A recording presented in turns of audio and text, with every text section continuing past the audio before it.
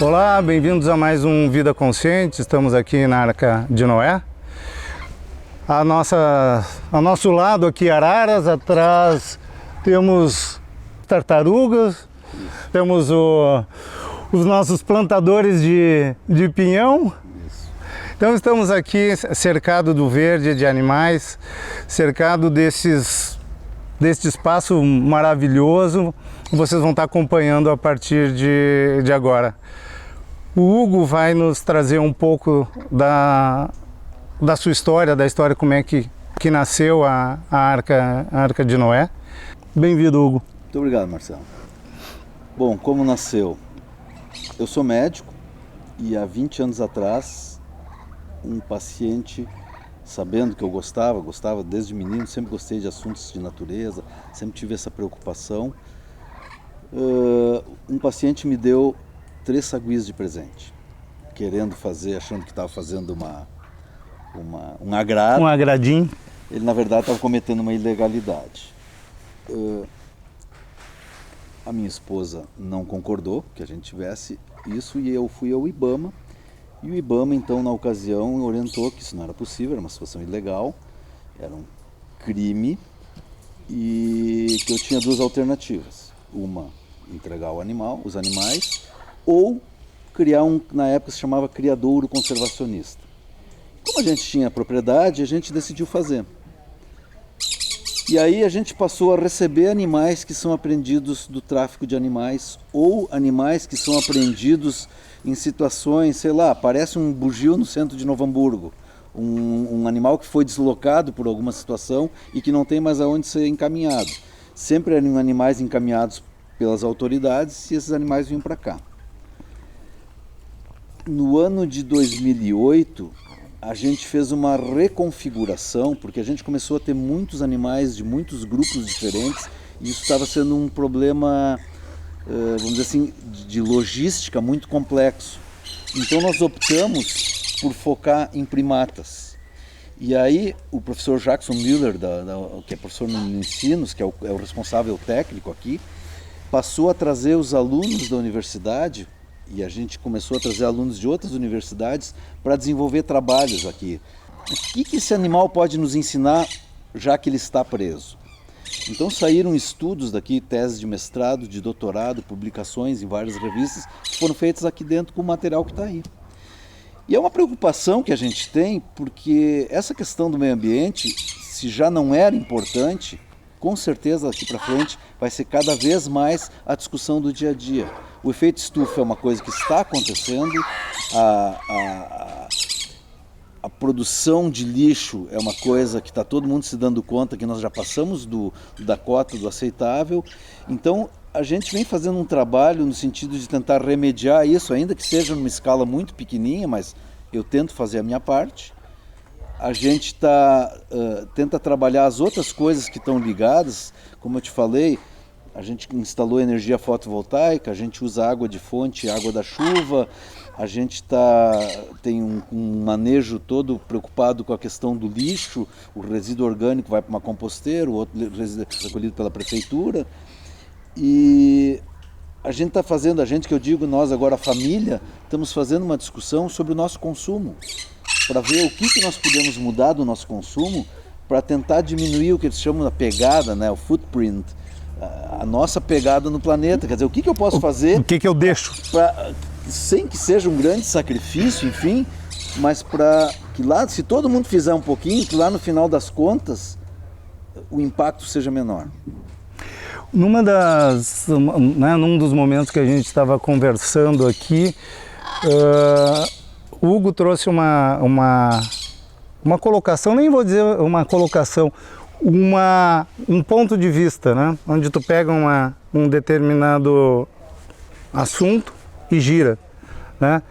E eu queria compartilhar isso com vocês, que é uma das coisas que a gente vem conversando. Eu tenho a mesma visão, mas é uma das coisas que tu colocou, que eu acho que vale a gente trazer aqui, o planeta é nosso, os animais que estão lá fora são nossos. É tão meu Aqui do lado, esse barulho que vocês estão ouvindo, tem uma arara azul aqui que está enlouquecida gritando. Ela é nossa. Eu tenho o direito de exigir de ela estar solta. Só que ele não tem o direito de prender. Eu tenho o direito de exigir que tu não suje o rio, que tu não derrube uma árvore, que tu não bote fogo. Não. Então a gente estava conversando um pouco sobre isso, né? Somos pais, estamos num processo de formar, eu com um filho ainda pequeno. A gente tem essa obrigação moral, né? Acho que conosco, de deixar isso como legado. Eu acho que é isso, né? Um dos grandes pontos. Acho que a gente tem o direito de se apropriar do que está errado sobre a ótica de eu não querer isso. Sabe que hoje eu vi a notícia de que os koalas, aquele ursinho simpático australiano, é considerado extinto na natureza. Embora exista uma grande quantidade mantida em cativeiro na Austrália, em centros, na natureza ele está extinto. E aí eu fico pensando assim, eu tenho dito, talvez seja meio forte isso, mas que os nossos filhos e netos vão cuspir nos nossos túmulos pelo que nós fizemos com o planeta, que também é deles. A velocidade como isso aconteceu e vem acontecendo, e a falta de sensibilidade de alguns setores da sociedade para olhar essa questão do meio ambiente, porque sabe, se a gente pensar, a gente vive num aquário, e tu não consegue sujar a água de um aquário só num canto do aquário, mais cedo ou mais tarde, toda a água está suja. Então, a gente tem que discutir.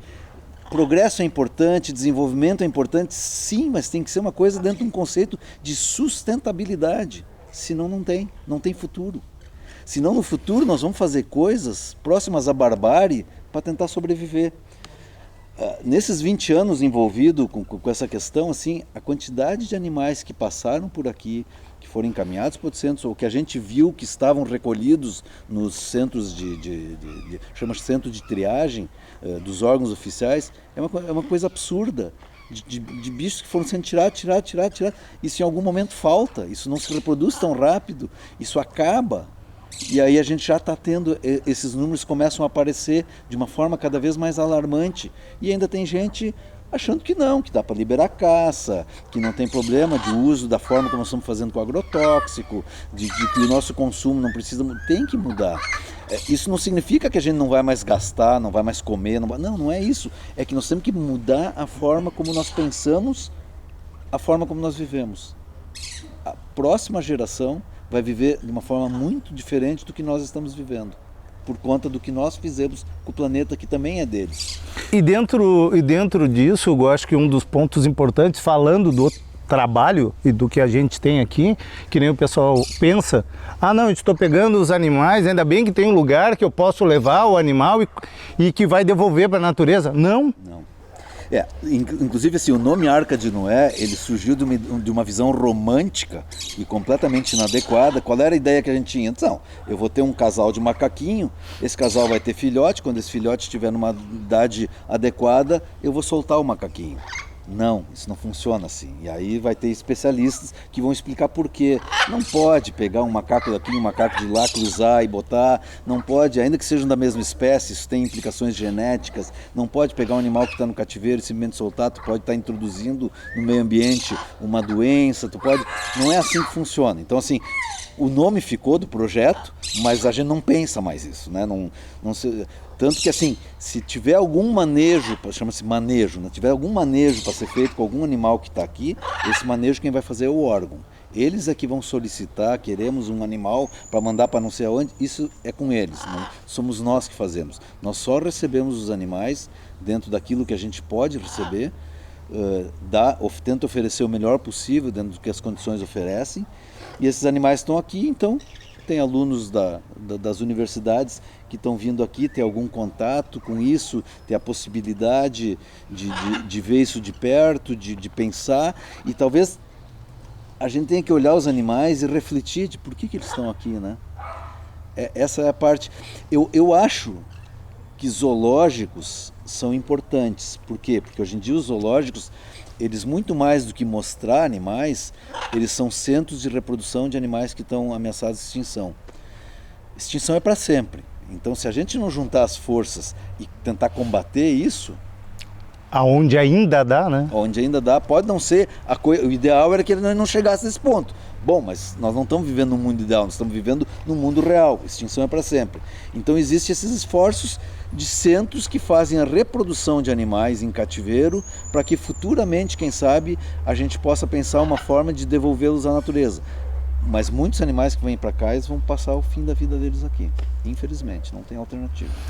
Tu pode falar ou dar uma ideia de volume?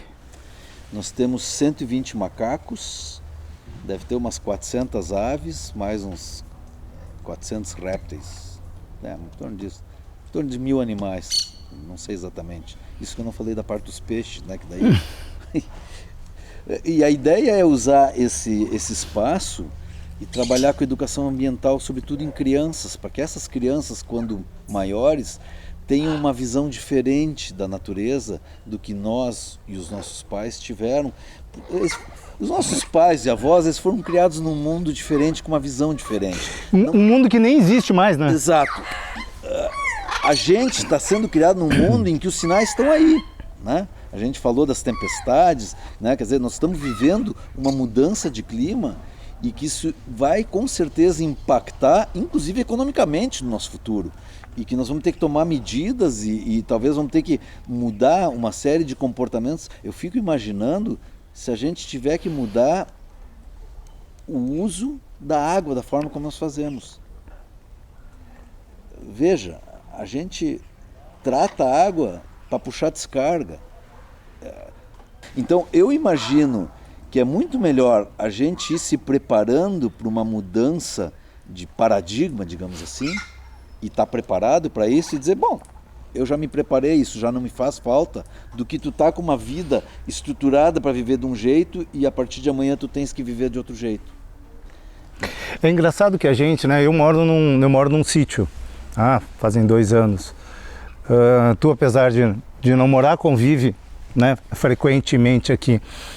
E isso é um afastamento, né? Ou seja, dentro de um ambiente, tu colocou, né, luz fotovoltaica, tem água, tem... Então é um ambiente, entre aspas, controlado dentro desse conceito.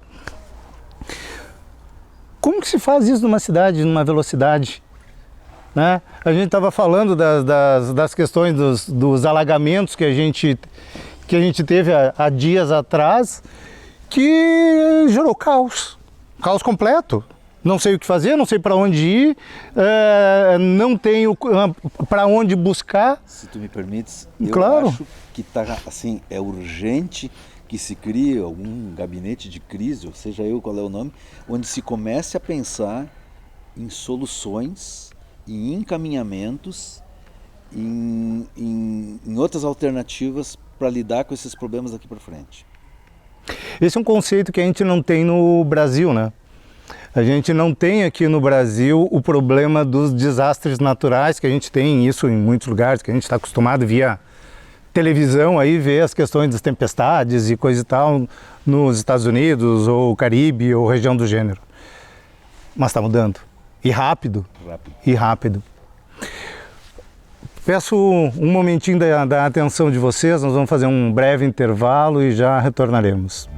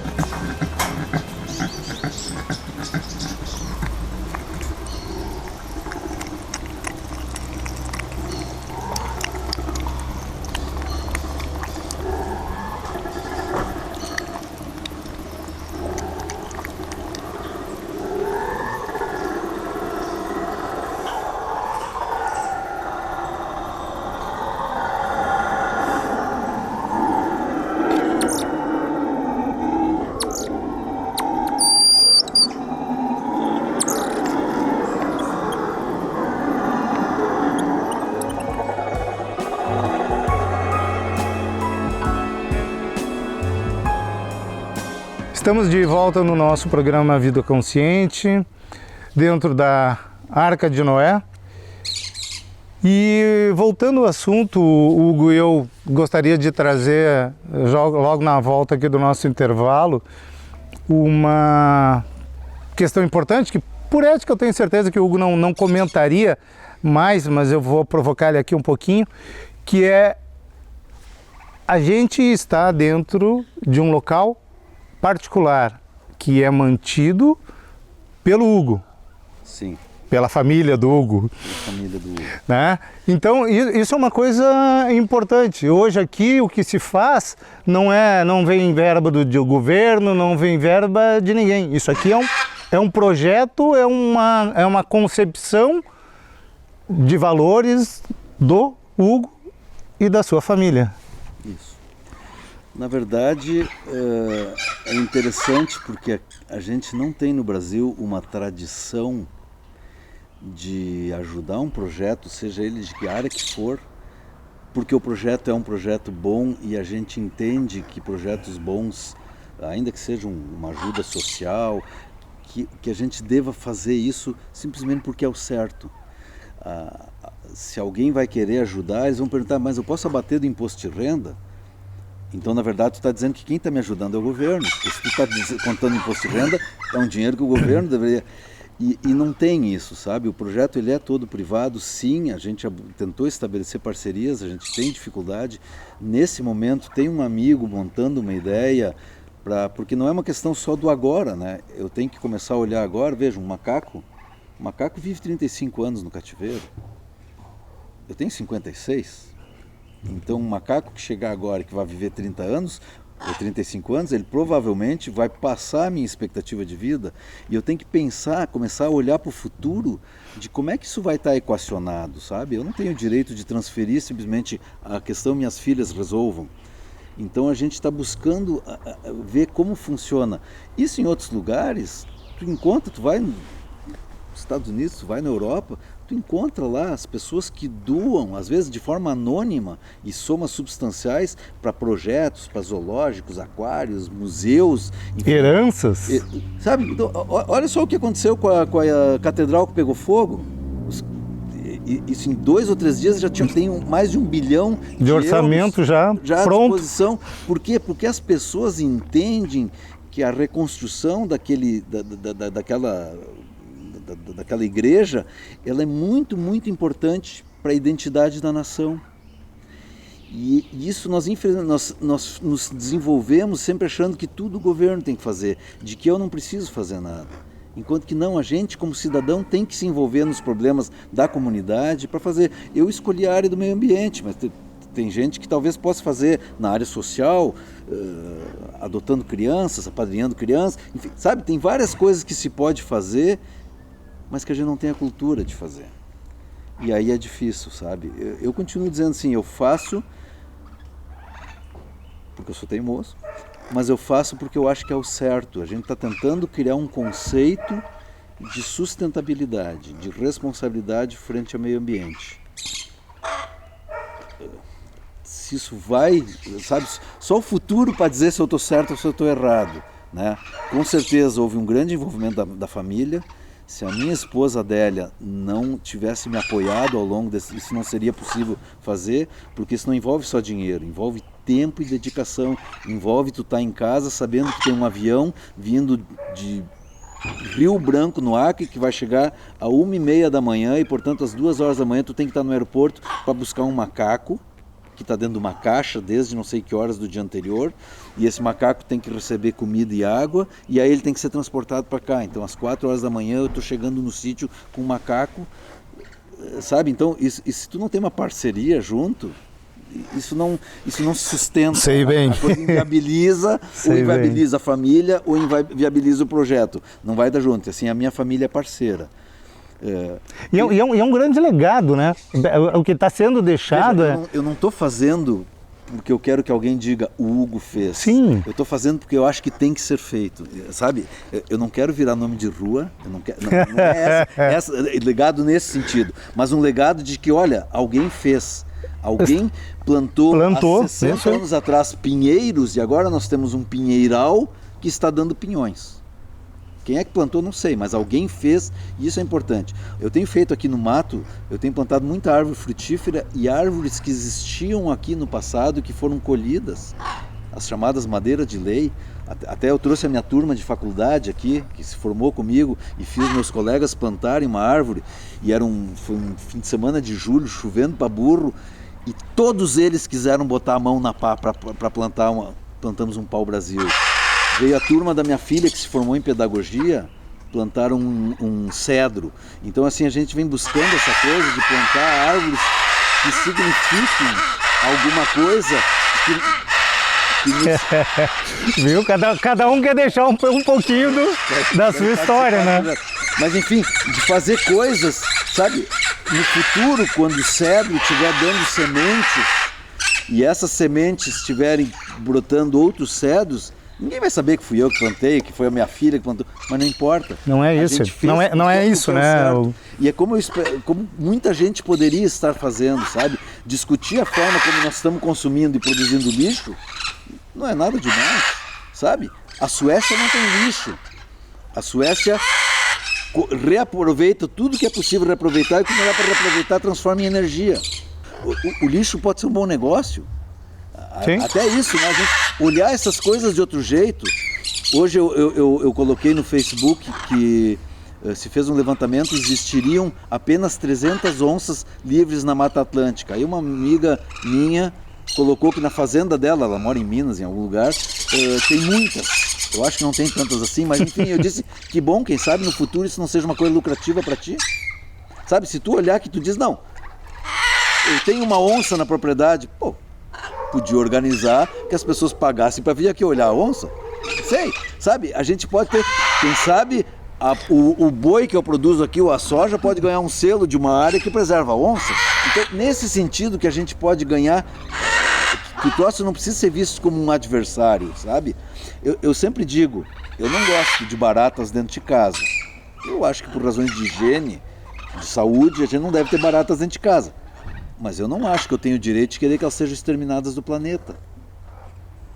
E é assim que a gente tem que começar a olhar. Quer dizer, aqui nessa propriedade não se mata cobra. Mas eu não quero cobras venenosas andando aqui. Não, o que a gente faz? A gente recolhe e leva para outro lugar, aqui próximo. Onde não possam causar perigo para ninguém, mas elas têm direito de viver, elas são importantes dentro do meio ambiente. Essas coisas estão conectadas, sabe? Como a gente falou antes, né, na história de girar um pouco, o planeta é meu e delas também, né? Óbvio. Que direito eu tenho eu de fazer e de tomar ações frente a todos, inclusive a próprios animais que estão aí. E esse é o grande ponto, e uma das coisas que a gente vê aqui dentro, quando a gente fala de macaco, né? Estamos falando aqui, a gente tem macaco do Brasil inteiro aqui dentro. Com certeza. O problema é grave no Brasil todo. E como tu falou, eles, para chegarem até aqui, eles já passaram por várias coisas, né? Com certeza. Primeiro que é um animal, normalmente se tu tens um filhote, as mães não entregam os filhotes. Então já teve um estresse ali, né, na separação desse filhote da mãe. Provavelmente a mãe não viva mais. Aí tu tens o filhote. Aí ele foi tirado do lugar para o qual ele está preparado para viver e foi levado para uma casa. Porque aqui, bem ou mal, a gente tenta reproduzir, deixar esses animais mais em contato com a natureza possível. Estão presos, mas a gente tenta ter vegetação dentro do viveiro. A dieta é uma dieta escolhida por especialistas, né? Mas daí não, o cara leva um macaco para dentro de casa e aí o que ele faz? Bota a roupinha e brinca com ele. O macaco toma uísque, o macaco come bolo, o macaco toma café. Tá tudo errado, né? Tudo errado. E aí para fazer esse animal voltar a ter um comportamento selvagem, não é bem assim, né?